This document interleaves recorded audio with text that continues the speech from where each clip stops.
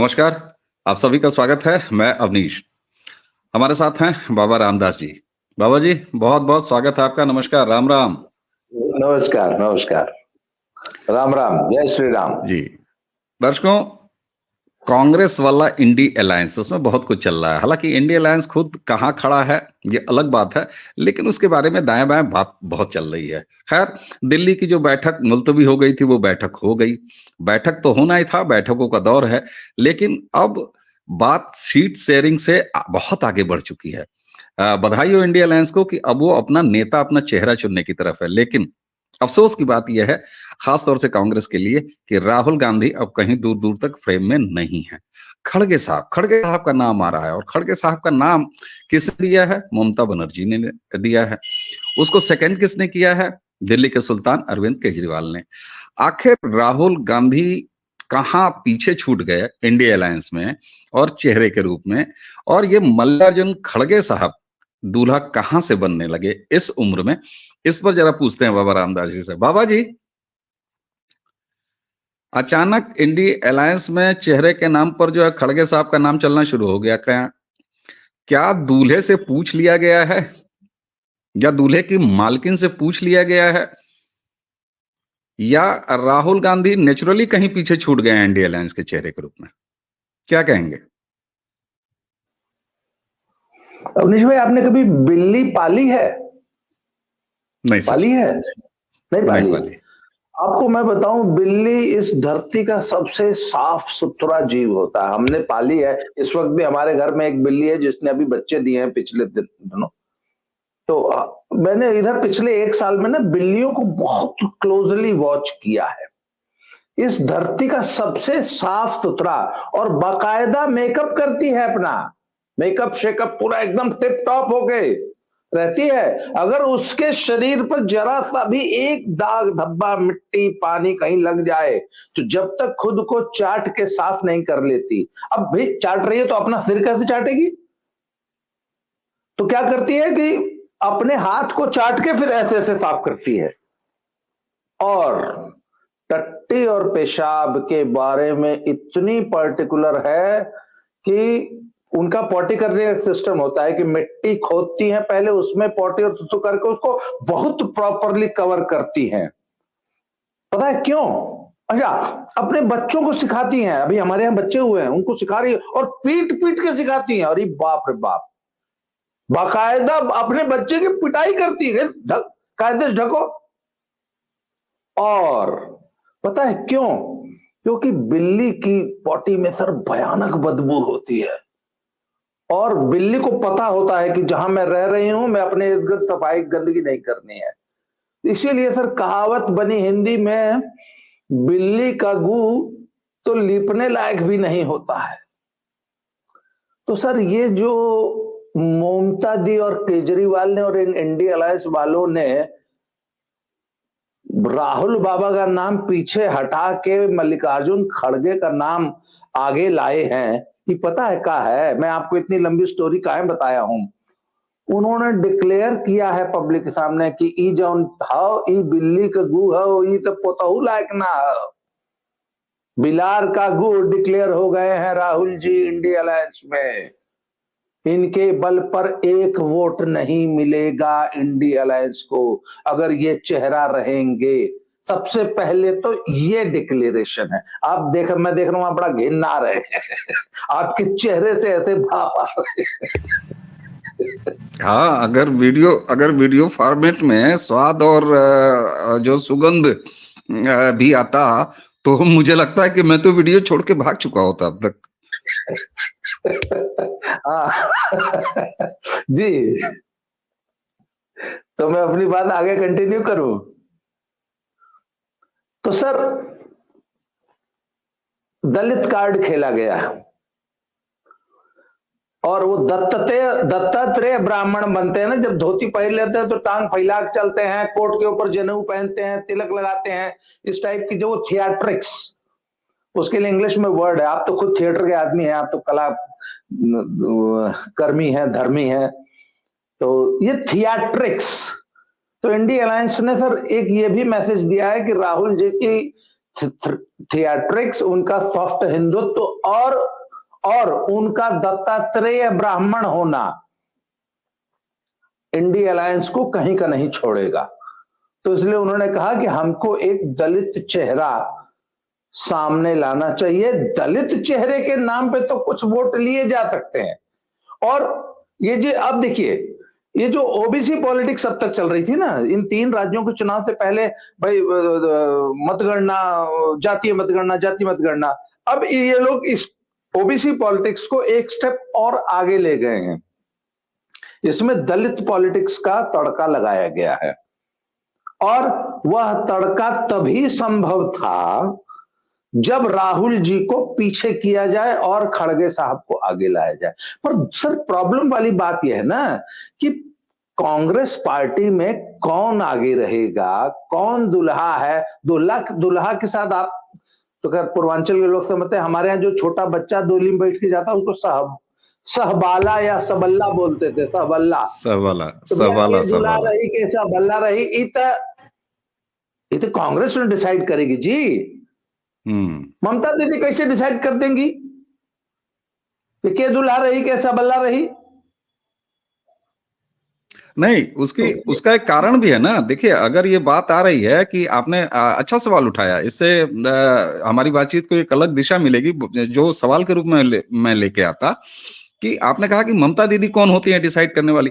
अरे साहब, ममता दीदी ने ये डिसाइड करने से पहले साफ साफ ये कह दिया कि जो पार्टी यानी जो रीजनल पार्टी जिस स्टेट में लीडिंग पोजीशन में है वो उस स्टेट की सीटों की बात करेगा और सीट फाइनल करेगा। जैसे उन्होंने कहा कि अखिलेश यादव यूपी के मालिक हैं, अरविंद केजरीवाल दिल्ली और पंजाब के मालिक होंगे। उसके बाद उन्होंने कहा कि मैं जो है वो वेस्ट बंगाल डिसाइड करूंगी। तो मैं तो यही पूछ रहा हूं कि ये अलायंस लीड कांग्रेस कर रही है या कर पाएगी?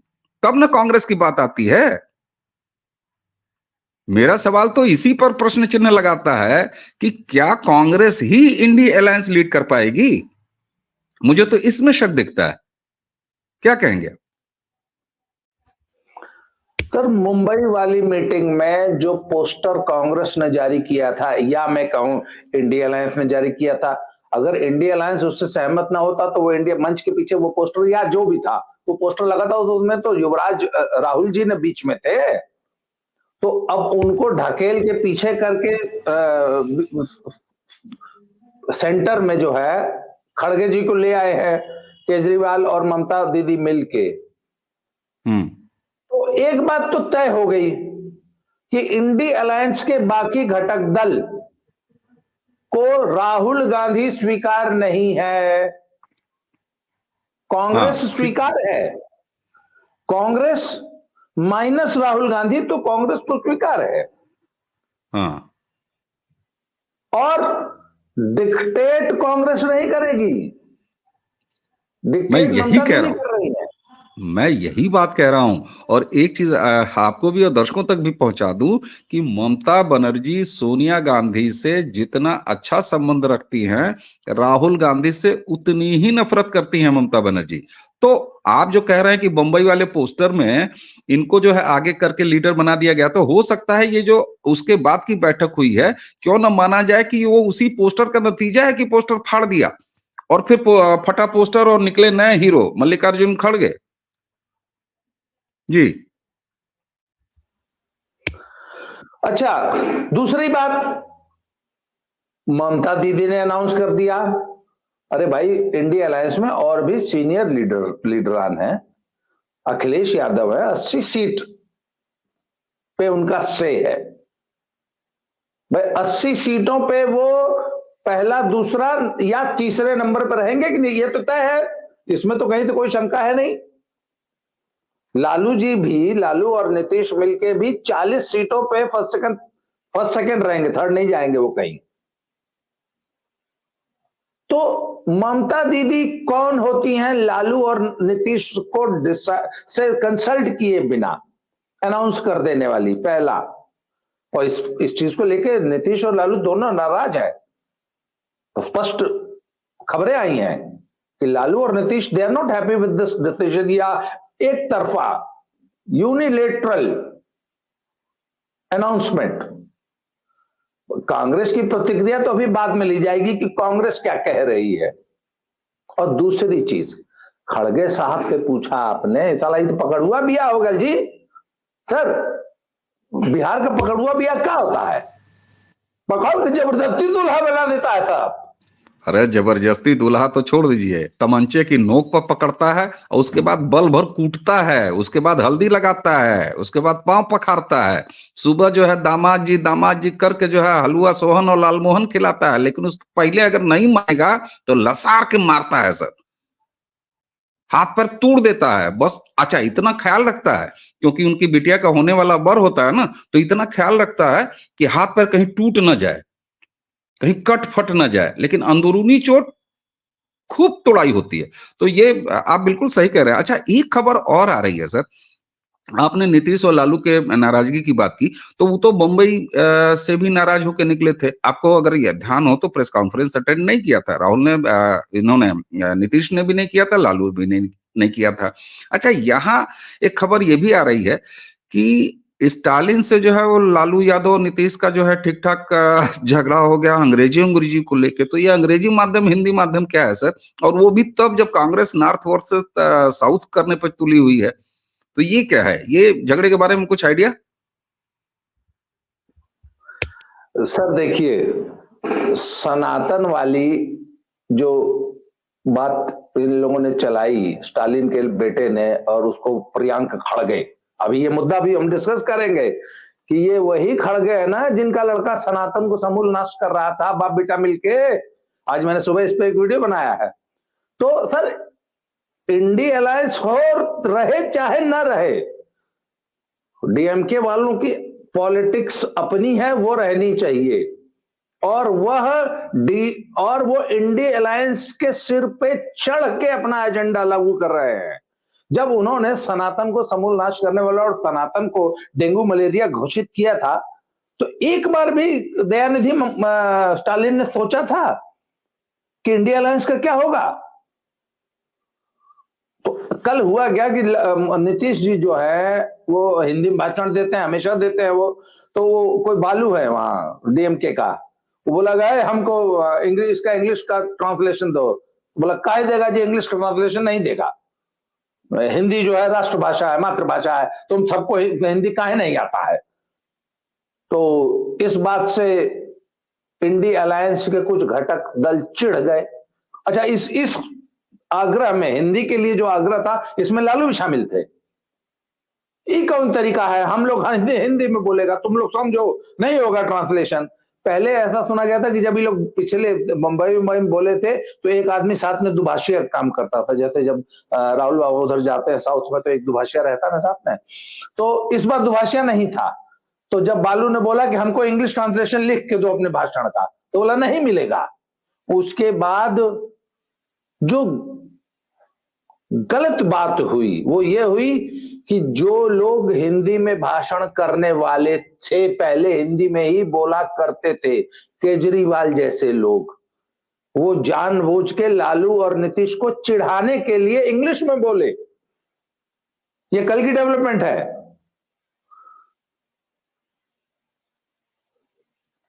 अच्छा, नेक्स्ट पॉइंट भैया, ममता दी, आपने मल्लिकार्जुन खड़गे को प्राइम मिनिस्टीरियल कैंडिडेट डिक्लेयर कर दिया क्योंकि दलित चेहरा है।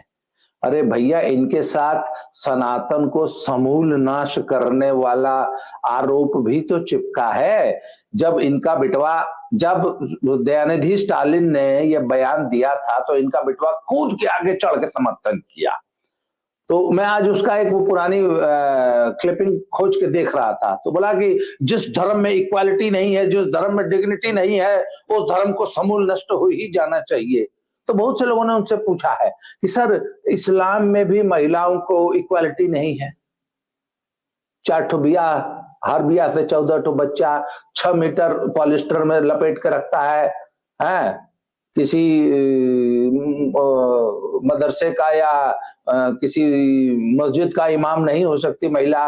महिलाएं तो खेती है, जब चाहो 4 ऊंचा थूर दो, महिलाएं तुम्हारी खेती हैं। और उसके बाद तमाम वो जो गुलामों वाला जो व्यवस्था है, कल्चर है, लूट का माल है, उसके बाद 72 हूर, उसके बाद मस्जिद में जाने का अधिकार नहीं है, तो इसी माले को गनीमत। इक्वालिटी बोलते हैं।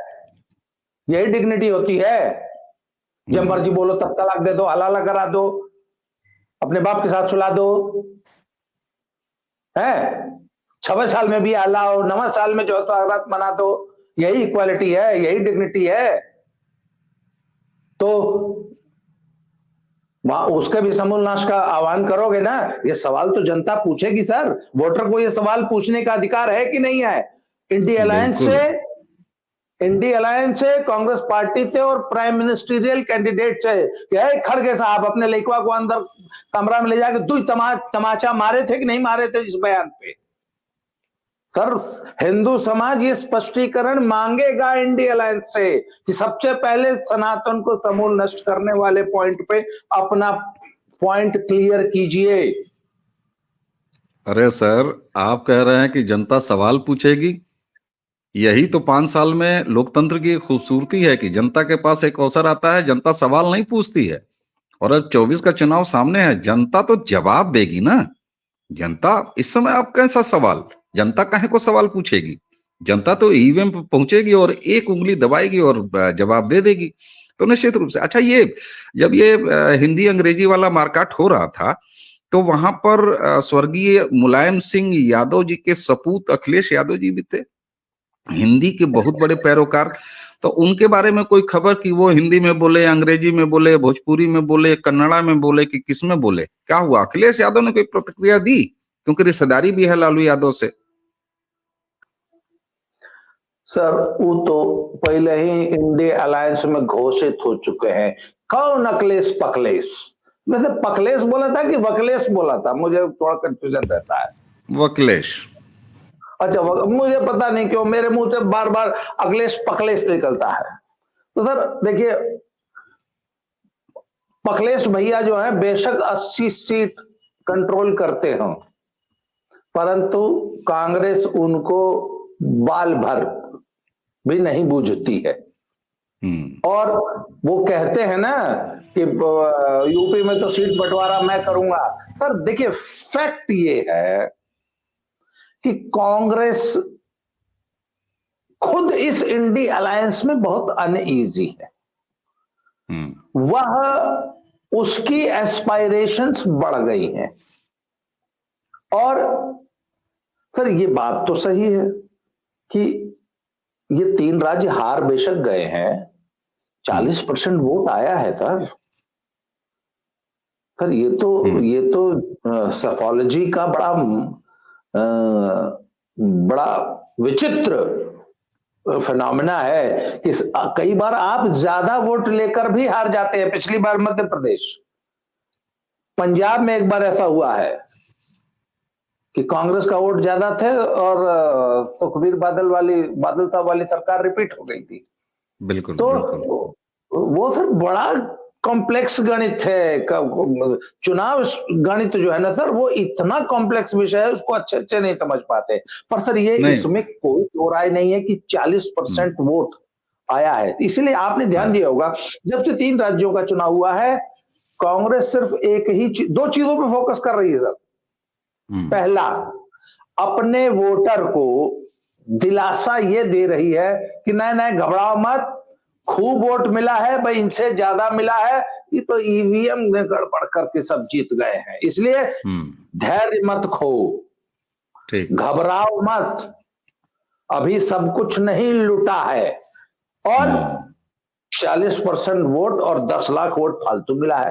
पता नहीं 4 करोड़ 90 लाख और 5 करोड़ इस टाइप का है ना एक आंकड़ा, जिसमें मात्र 10 लाख वोट ज्यादा पाए हैं कांग्रेसी सब। अच्छा, तेलंगाना का वोट निकाल दीजिए आप बेशक। Even then they have maintained their vote bank in MP, Rajasthan and Chhattisgarh.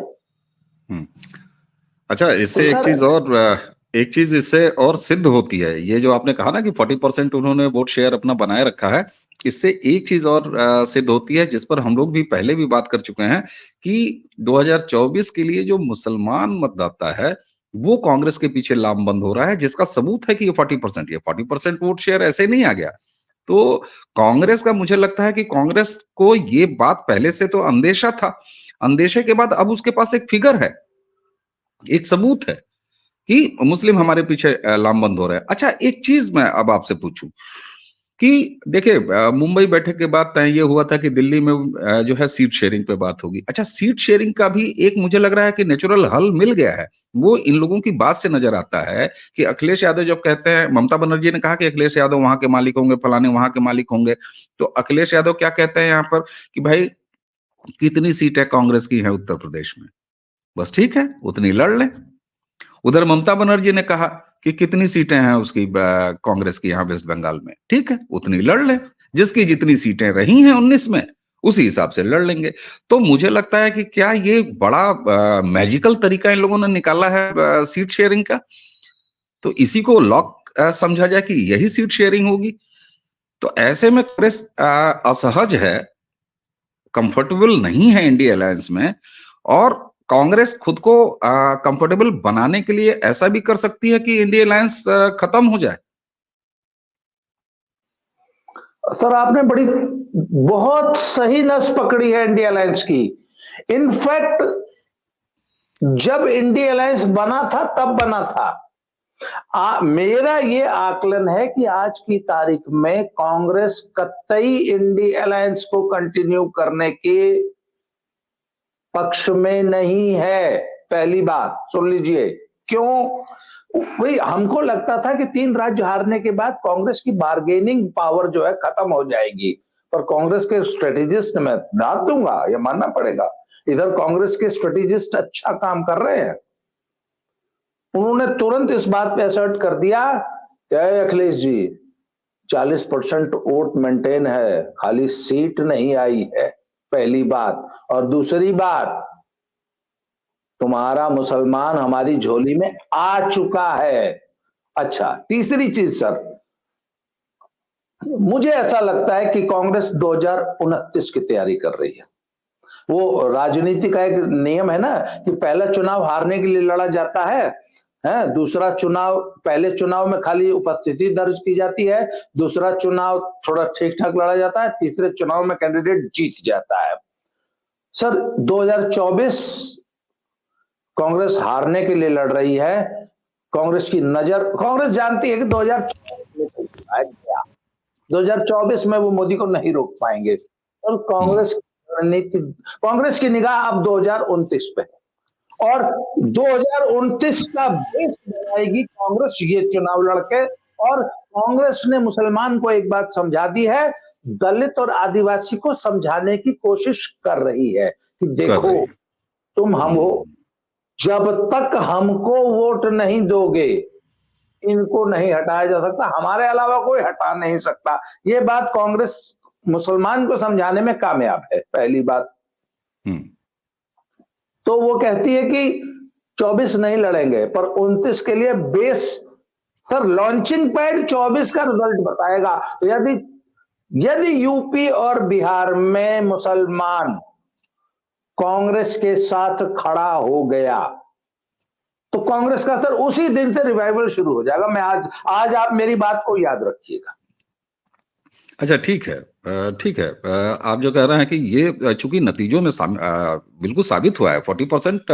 भाई जब हम ये कहते हैं कि 2014 में बीजेपी को, एनडीए को इतनी सीटें मिली, तो ये सीटें ऐसे ही नहीं मिल गई कि केवल कट्टर जट्टर हिंदू और सवर्णों ने वोट दे दिया। उसमें ओबीसी शामिल थे, उसमें एसटी एससी ने भरपूर सारा वोट दिया, तब आया 2019 में। अगर ये नंबर परफॉर्मेंस और ऊपर गई तो इसका मतलब वो वोट और ज्यादा, वोट का दायरा बढ़ा है।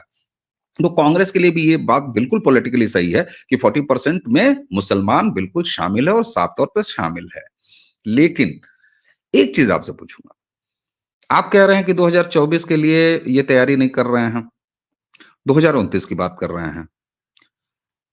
उसमें मुसलमान मतदाता जो है उसके पास तो एकमात्र ध्येय है कि किसी तरह से भाजपा एनडीए की सरकार, मोदी प्रधानमंत्री ना बने। ठीक, एसटी एससी की जो बात आप कर रहे हैं, एसटी एससी समाज क्या विकल्प खोज रहा है?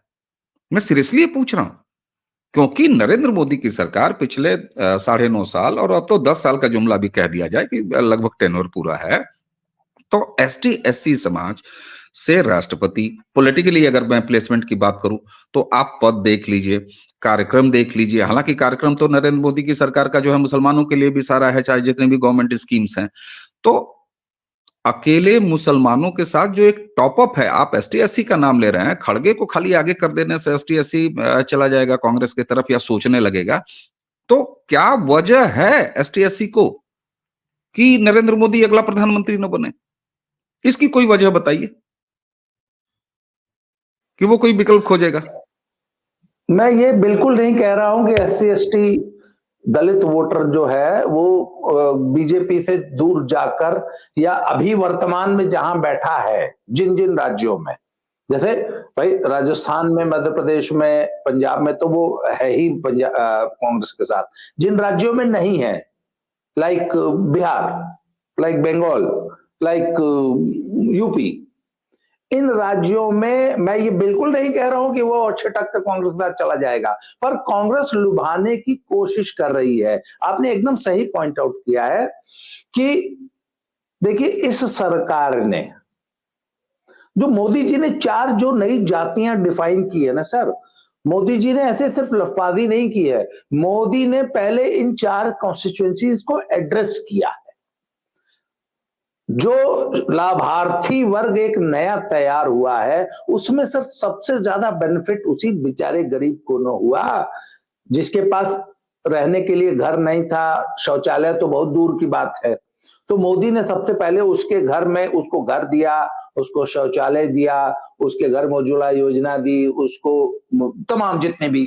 तो सर उसमें हालांकि लाभान्वित तो मुसलमान भी हुए हैं, सिर्फ दलित नहीं हुआ, हर गरीब। और सर हर गरीबी जात पात नहीं देखती ना, न जो गरीबी धर्म देखती है। बहुत बड़ी बात, बिल्कुल ठीक बात। मोदी ने तो, जब मोदी का जो नारा है ना सर, सबका साथ सबका विकास, कुछ लकड़बग्गे हिंदू राइटिस्ट है वो इसी बात से नाराज होते हैं ना कि इनका साथ मिलना नहीं है तो इनका विकास करने की क्या जरूरत है। भाई लकड़बग्गों का सबसे बड़ा शिकायत यही ना है मोदी से। अरे याद कीजिए, मौलाना मुलायम एक नाम चलाया जाता था, तो वही जो हमारे कट्टर जट्टर हैं वो मौलाना मोदी कहने पे उतारू हो जाते हैं ये सब बात देख के। बिल्कुल सही कह रहे हैं आप। वो तुष्टीकरण का इन्होंने समानार्थी राइमिंग वर्ड निकाल दिया है, तृप्तिकरण। तुष्टीकरण मतलब वो सब तुष्टीकरण करते थे, आप तृप्तिकरण कर रहे हैं। पर Modi has really work for the down trodden. सचमुच कतार की में अंतिम पायदान पे बैठे गरीब के लिए जितना काम मोदी ने किया उतना किसी ने नहीं किया। इसलिए सर देखिए, वैसे तो पूरे देश का मतदाता एनडीए अलायंस से ये पूछेगा कि भैया आपका एक सूत्रीय एजेंडा है, मोदी को हटा दें, तो पहले हमें बताएं कि मोदी को आखिर हम क्यों हटाएं। बिल्कुल ठीक बात है, ये वजह चाहिए। हाँ, वो इंडिया अलायंस कोश, मैं ये कतई नहीं कह रहा हूं कि ये शिफ्ट हो जाएगा। मुसलमान के जो कांग्रेस में शिफ्ट होने के कारण है, उनकी नाराजगियां है, समझ में वो आती है। यूपी में और तो ज्यादा नहीं मुझे लगता, पर यूपी में मुसलमान अगर नाराज है समाजवादी पार्टी से, और उसके पास कोई ठौर नहीं बची। भाई बहन जी लगातार कमजोर होती जा रही हैं, बहन जी पे ये जो लेबलिंग थोड़ी सी चिपकती हुई दिखाई दे रही है कि बहन जी कांग्रेस की, उसकी भाजपा की बी टीम है। तो और ओवैसी जो है दम पकड़ नहीं रहे हैं। और आप ओवैसी यूपी बिहार में क्या दम पकड़ेंगे? ओवैसी खुद हैदराबाद में दम तोड़ते नजर आ रहे हैं। तो कांग्रेस, मुसलमान के पास सर कोई ऑप्शन नहीं बचा है। अच्छा सर, बिल्कुल अब चलते चलते अगर मैं इसको कंक्लूड करने की तरफ ले चलूं, तो एक चीज हम लोगों ने अभी कहा कि कांग्रेस काफी उत्साहित हुई है कि उसका वोट शेयर 40% ये जो राज्यों के चुनाव हुए हैं। लेकिन सर ये तो स्टेट के इलेक्शन थे ना, और 2014 से एक चीज तो इस देश में देखा जा रहा है कि जनता के अंदर ये समझ बहुत अच्छी पैदा हुई है, आई है या जन जागरण हुआ है कि विधानसभा में कैसे वोट किया जाए और लोकसभा में कैसे वोट किया जाए। दूसरी बात, एक जो मोदी फैक्टर है, मोदी का जो अपना 8-10% वोट हर जगह जाके चिपक जाता है, तो ये चुनाव तो अभी मोदी के छोटे भाइयों का था, यानी राज्यसभा मतलब स्टेट्स का था। 2024 का लोकसभा चुनाव तो खुद मोदी का चुनाव होगा। तो ऐसे में ये जो 40% और कांग्रेस का उत्साह, ये 2024 के लोकसभा चुनाव में दिखाई देगा, पहली बात तो ये। और दूसरी बात कि जो कांग्रेस कांग्रेस से सबसे ज्यादा खतरा क्षेत्रीय दलों को हो रहा है, क्योंकि एनडीए के साथ तो एक वोट कंसोलिडेटेड है, लेकिन कांग्रेस अगर कहीं मार रही है, आप तेलंगाना को उदाहरण देख सकते हैं, तो वो रीजनल पार्टीज को मार रही हैं। तो रीजनल पार्टियां कितनी उसके साथ सटेंगी? एक तो जुमला नहीं है कि सटला तो गईला बेटा। तो कांग्रेस की तो ये हालत हो गई कि जो रीजनल पार्टी उसके साथ सट रही है वो चली जा रही है। तो ये दो वजह हैं, क्या 40% और कांग्रेस का उत्साह 2024 में मोदी के सामने टिकेगा? और दूसरी बात ये कि रीजनल पार्टियों के अंदर बैठ गया ये डर कि हम अगर कांग्रेस के साथ रहे तो हमको कांग्रेस खत्म कर देगी। ये दोनों इंडिया अलायंस का फ्यूचर आगे बढ़ने देंगी? सर, इंडी अलायंस की सबसे बड़ी प्रॉब्लम ही ये है सर। वो क्या होता था कि वो पुराने जमाने में जो बदमाश गिरोह होते थे ना, तो उनका एकमात्र हथियार जो है ना गोजी रहे। लाठी की लड़ाई होती थी ना, तो पुराने बदमाश लठैत पालते थे। तो सर मुझे एक बार मेरे उस्ताद थे, ईश्वर उनको स्वर्ग में अपने पास रखे, वो कहा करते थे कि ये बचवा जब मार होखा ना, तो जो असली गोजी चलावे वाला कुछ था, वो सिर्फ आगे का ध्यान नहीं रखता था, पीछे से भी ध्यान रखना पड़ता था, क्योंकि कई बार भीतरघात पीछे से होता था और पीछे से अपना ही कोई न मार दे, क्योंकि इंटर गैंग राइवलरी वाली जो उतारे थे ना, तो उसने बोला कि पीछे भी ध्यान रखना होता है। सर, आज इंडी अलायंस में ठीक वही स्थिति है। सर, इंडी अलायंस में जो लठैत है वो सामने से तो बीजेपी से लड़ रहा है, पर पीछे से उसको ये डर है कि कहीं कांग्रेस न मार दे। तो सर, ऐसे में लठैत लड़ नहीं पाता। ये मैंने बड़ी पुरानी पूर्वांचल की खास तौर बड़ी बहुत पुरानी एक ये आपको बात सुना दी अपने दर्शकों को कि सर, लठैत को जब पीछे का डर हो जाए कि भैया आगे लड़ो कि पीछे ध्यान दूं, फिर नहीं लड़ता, फिर नहीं वो लड़ साफ पाता। दिखाई दे रहा है, वो साफ दिखाई दे रहा है इंडिया अलायंस में। क्यों? इंडिया अलायंस के घटक दलों को सबसे बड़ा खतरा बीजेपी से खतरा ही नहीं है सर, उनको खतरा ही कांग्रेस से है। क्यों? क्योंकि ये तमाम जो रीजनल पार्टीज हैं, ये कांग्रेस का ही तो हिस्सा खा के बड़ी हुई हैं। वो भी तो इस बात को समझती हैं कि आज हमारा वोट बैंक इससे पहले कांग्रेस का ही था, तो ये भैया कहीं वापस न चला जाए। ये बहुत महत्वपूर्ण बात आपने कही कि वहां भी डर है कि ये जो हमारे घर में सामान दिखाई दे रहा है, ये आया तो कांग्रेस के घर से है, कहीं ऐसा ना हो कि ये खसक के फिर वापस कांग्रेस कर। तो ये जो एक, और यहाँ अगर मान लीजिए कि क्षेत्रीय दलों की ये जमा पूंजी अगर वापस कांग्रेस के पास चली जाती है, तब तो फिर उनके पास बचेगा क्या? उनके लिए तो अस्तित्व का सवाल हो जाएगा। वैसे भी मोदी के सामने कांग्रेस खुद अपने अस्तित्व की लड़ाई लड़ रही है। आपने पहले ही कह दिया कि 24 की तैयारी ही नहीं कर रही है, वो तो 29 की तैयारी कर रही है। खैर, अच्छा, एक अंतिम रिमार्क आपसे पूछूंगा जिसका जवाब आपने नहीं दिया, मैं चाहूंगा कि उसको भी एड्रेस कर दीजिए। 8 से 10% हर सीट पर लोकसभा यानी मोदी के चुनाव में मोदी का जो वोट होता है, उसके सामने ये इनका 40% कहीं टिकेगा? सर, इसमें से किसके पास 40% है? I seriously doubt. और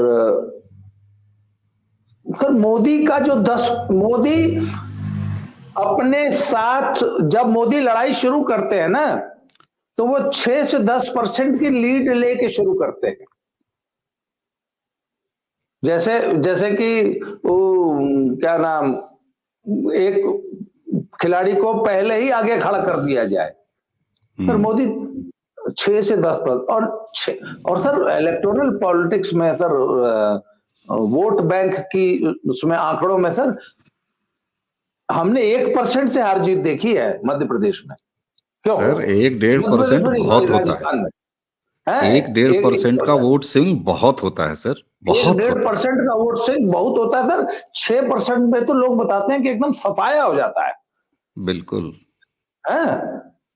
और कांटे की लड़ाई में 1% का स्विंग जो है वो मार देता है आपको। सर मोदी 6 से 10% का स्विंग लेके चलते हैं।